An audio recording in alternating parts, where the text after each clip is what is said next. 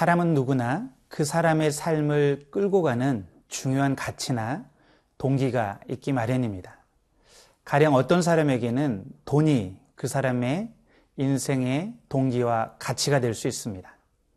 또 어떤 사람에게는 직장에서의 승진이나 성공이 그 사람의 삶을 끌고 가는 중요한 동기이자 가치가 될 수 있죠. 또 어떤 사람은 자녀에 대한 사랑이 될 수도 있습니다. 자녀가 성공하는 것, 여기에 온 열정과 마음을 쏟아붓는 사람도 있습니다. 그런데 오늘 본문의 사도 바울은 그리스도께 대한 사랑이 자신의 삶의 동기라고 말합니다. 그리스도의 사랑이 우리를 강권하시는도다. 오늘 이 시간 본문 말씀을 묵상하면서 여러분과 저의 삶을 끌고 가는 가장 중요한 가치와 동기가 무엇인지 한번 묵상해 보기를 원합니다.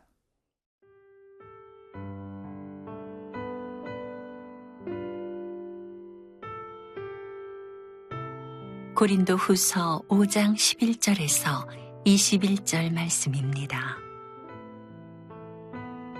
우리는 주의 두려우심을 알므로 사람들을 권면하거니와 우리가 하나님 앞에 알려졌으니 또 너희의 양심에도 알려지기를 바라노라. 우리가 다시 너희에게 자천하는 것이 아니요 오직 우리로 말미암아 자랑할 기회를 너희에게 주어 마음으로 하지 않고 외모로 자랑하는 자들에게 대답하게 하려 하는 것이라.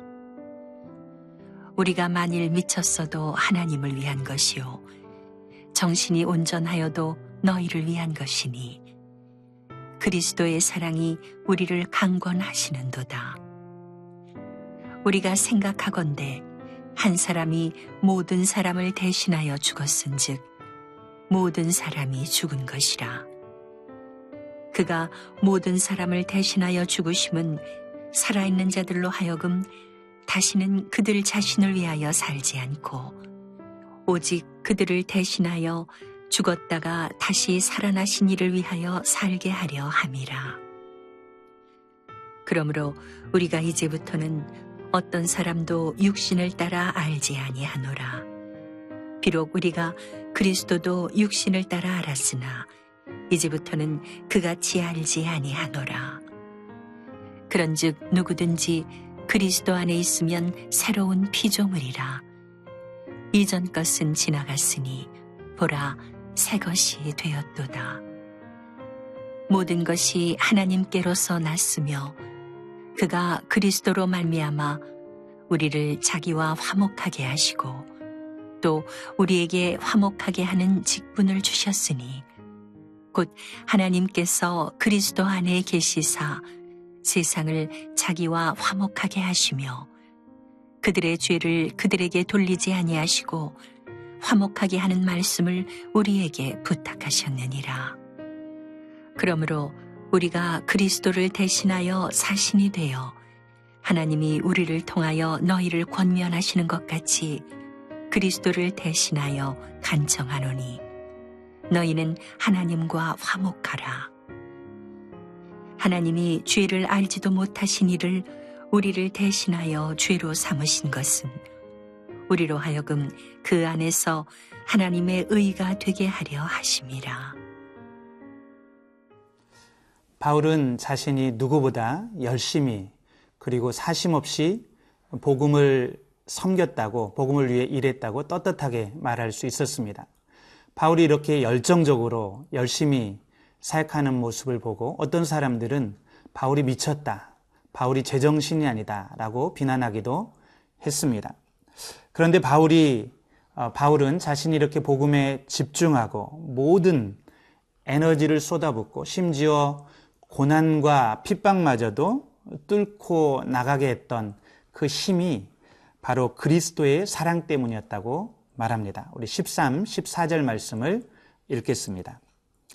우리가 만일 미쳤어도 하나님을 위한 것이요 정신이 온전하여도 너희를 위한 것이니 그리스도의 사랑이 우리를 강권하시는도다.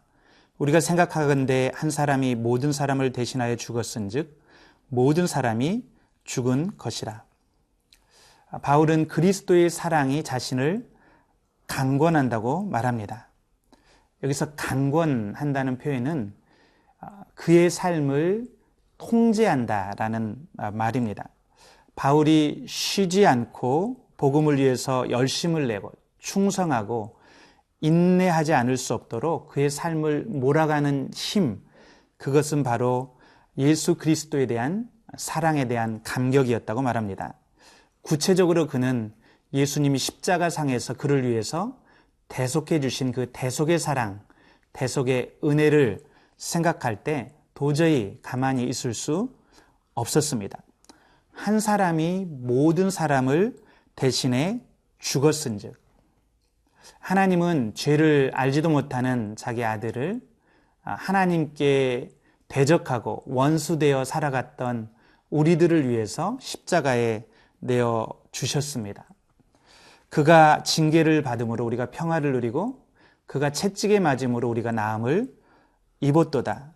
하나님께서 우리 모두의 죄악을 그에게 담당시키셨도다. 바로 대속의 사랑입니다. 우리가 받아야 될 채찍, 우리가 받아야 될 고난과 저주를 예수님이 대신해서 받으신 것입니다. 바울은 그의 모든 삶이 바로 이 대속의 사랑, 이 그리스도의 사랑에 의해 통제되었다고 말합니다. 15절 말씀을 읽겠습니다. 그가 모든 사람을 대신하여 죽으심은 살아있는 자들로 하여금 다시는 그들 자신을 위하여 살지 않고 오직 그들을 대신하여 죽었다가 다시 살아나신 이를 위하여 살게 하려 함이라. 그리스도의 사랑을 경험한 바울은 이제 그의 삶의 방식, 삶에 대한 모든 관점이 변하게 되었습니다. 그는 더 이상 자기 자신을 위하여 살지 않고 그리스도를 위해서, 하나님을 위해서 사는 삶으로 바뀌었습니다. 사실 본래부터 우리의 생명은 우리의 것이 아니었습니다. 하나님이 은혜로 주신 것이고 하나님이 소유권을 가지고 계셨습니다. 그런데 이제 그리스도께서 다시 십자가에서 우리를 대신해서 죽으심으로 그 핏값으로 우리의 생명을 사셨습니다. 그러므로 우리는 더 이상 우리 자신을 위하여 살지 않고 이제는 그리스도를 우리의 삶의 주인으로 모시고 그리스도를 위해서 살게 된 것입니다. 바로 이 체험, 이 사랑에 대한 체험이 우리의 모든 삶의 관점과 그리고 삶의 방식을 바꾸는 것이죠. 이것을 우리는 회심의 체험이라고 합니다. 18절 말씀을 읽겠습니다. 그런즉 누구든지 그리스도 안에 있으면 새로운 피조물이라. 이전 것은 지나갔으니 보라 새 것이 되었도다. 이 회심은 한 사람이 그리스도의 피로써 거듭나 새로운 피조물이 되는 사건입니다. 이것은 너무나 대단한 사건이기 때문에 창조의 사건에 비교되는 그런 근본적인 변화가 우리 안에서 일어나는 것입니다. 그리스도의 생명이 우리 안에 이식되는 것이고 이제는 그리스도의 영이 우리 안에 거하면서 우리의 삶을 지배하게 되는 것입니다. 우리는 이 회심의 경험을 통해서 이 세상을 보는 가치관, 인생관, 세계관 모든 것이 다 변하게 됩니다. 바울은 이제 더 이상 그가 사람이든 세상을 육체대로 알지 않는다라고 말합니다. 그런 영원한 하나님 나라의 관점에서 사람과 세상을 바라보게 된 것이죠. 사랑하는 여러분, 저는 여러분 안에 계속해서 이런 회심의 사건들이 일어나기를 간절히 소원합니다. 예수 그리스도의 사랑이 여러분들의 삶을 강권하고 그 사랑에 감격해서 여러분의 삶을 주님께 드리는 그런 저와 여러분이 되기를 간절히 축원합니다.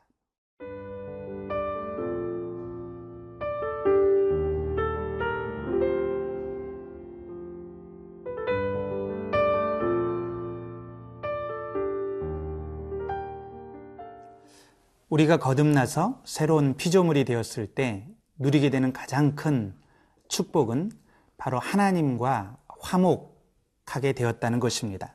18절 말씀을 읽겠습니다. 모든 것이 하나님께로 났나니 저가 그리스도로 말미암아 우리를 자기와 화목하게 하시고 또 우리에게 화목하게 하는 직분을 주셨으니. 인간의 모든 불행은 하나님과의 불화에서 시작되었습니다. 하나님을 떠났을 때, 우리가 하나님을 대적하고 하나님께 반역했을 때 우리 마음에는 평강과 기쁨 대신 불안과 두려움이 임하게 되었습니다. 우리 자신에 대한 수치심과 열등감이 생기게 되었습니다. 하나님의 진노와 심판에 대한 두려움이 우리 영혼을 뒤덮게 되었습니다. 그러므로 우리가 이 세상에서 우리가 원하는 모든 것들을 다 소유해 본다고 해도, 우리가 하고 싶은 것들을 다 해본다고 해도 하나님과 화목하지 않는 한 근본적으로 우리는 행복할 수 없습니다. 모든 것이 하나님과의 관계 문제에서 시작되었기 때문에 이 부분이 해결되기까지는 우리 영혼은 진정한 쉼을, 안식을 누릴 수가 없습니다. 그러므로 우리가 새로운 피조물이 되고 하나님과 화목하게 되는 것은 놀라운 은혜요, 축복이라고 하지 않을 수 없습니다. 그렇다면 하나님이 왜 우리를 이렇게 선택하시고 은혜를 베푸셔서 하나님과 화목을 누리게 하실까요? 우리 자신만을 위한 것일까요? 18절 후반절과 19절 말씀을 제가 읽겠습니다. 또 우리에게 화목하게 하는 직책을 주셨으니 이는 하나님께서 그리스도 안에 계시사 세상을 자기와 화목하게 하시며 저희의 죄를 저희에게 돌리지 아니하시고 화목하게 하는 말씀을 우리에게 부탁하셨느니라. 바로 하나님은 우리에게 화목하게 하는 직책을 주시기 위해서 우리와 화목되었다고 말합니다. 이 말을 잘 묵상해 보시기 바랍니다.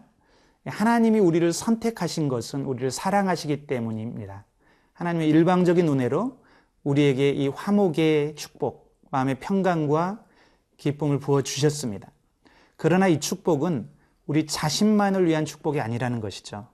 이것은 바로 이제는 우리가 세상에 나아가 이 화목의 축복, 하나님과 화목하지 못하고 영혼의 불안과 두려움 가운데 살아가는 사람들을 하나님과 화목해 하는 직책을 감당하기 위해서 우리를 선택하시고 이런 은혜를 주셨다는 것입니다. 구체적으로는 화목하게 하는 말씀을 우리에게 부탁하셨습니다. 사랑하는 성도 여러분, 이것이 바로 선교의 사명입니다. 이것이 바로 우리의 삶의 소명이고 사명이고 우리가 이 땅에서 행해야 될 그런 직책입니다. 그러므로 우리는 무엇보다 이 화목해 하는 직책을 감당하는 일에 우리의 삶의 우선권을 두어야 됩니다. 따지고 보면 이 세상의 모든 문제들의 중심에는 관계 문제가 있습니다. 관계의 갈등 문제가 있지요. 부부 간에도 갈등이 있고 부자 간에도 갈등이 있습니다. 국가 간에도 갈등이 있고 인종 간에도 갈등이 있고 노사 간에, 지역 간에, 세대 간에 갈등들이 있습니다. 우리는 이것을 단지 인간 사이의 문제로만 보고 인간 사이의 문제만 해결하면, 어떤 조건만 개설하면 이 문제가 해결될 수 있으리라고 생각합니다. 그러나 오늘 본문 말씀을 통해서 우리가 깨닫게 되는 것은 인간 사이에 우리가 화목하게 된다고 할지라도 하나님과 우리 사이에 진정한 근본적인 화목의 사건이 일어나지 않으면 우리의 문제는 다시 일어나게 된다는 것입니다. 그러므로 하나님은 예수님을 이 땅에 보내셨고 다른 무엇보다도 십자가에서 하나님과 우리 사이에, 그리고 인간과 인간 사이에 이 관계 문제, 갈등의 문제, 제 문제를 해결하도록 십자가에서 대속의 피를 흘리게 하셨던 것입니다. 우리 21절 말씀을 마지막으로 읽겠습니다. 하나님이 죄를 알지도 못하신 이를 우리를 대신하여 죄로 삼으신 것은 우리로 하여금 그 안에서 하나님의 의가 되게 하려 하심이라. 하나님이 죄를 알지도 못하시는 분을 우리를 대신하여 십자가에 죽게 하신 것은 바로 우리로 하나님의 의가 되게 하시기 위해서였습니다. 하나님의 의라는 말은 무엇보다 마지막 심판에서 우리가 이제 무죄 선언을 받고 그리고 하나님과의 관계가 회복되는 것을 말하죠. 바로 예수 그리스도를 통해서 하나님과 우리 사이의 관계가 회복되었고 이제는 화목해 하는 자로 이 세상의 갈등과 또 분쟁 속에서 우리가 적극적으로 화평케 하는 자의 직분을 감당할 수 있습니다. 사랑하는 여러분, 오늘 말씀대로 우리가 우리의 삶에 무엇보다도 이 하나님과 화목해 하는 복음, 또 사람과 사람 사이를 화목해 하는 이 복음을 전하는 일에 우리의 삶의 우선권을 드릴 수 있기를 간절히 축원합니다. 기도하시겠습니다. 살아계신 하나님, 우리에게 화목해 하는 복음, 화평의 복음을 허락해 주셔서 감사합니다. 하나님, 갈등과 참 불화가 많은, 분쟁이 많은 이 땅 가운데 우리가 화평케 하는 자의 직분을 감당하게 도와 주시옵소서. 그리스도의 대사로 살아가는 우리가 되게 도와 주시옵소서. 감사하며 예수님의 이름으로 기도드렸습니다. 아멘.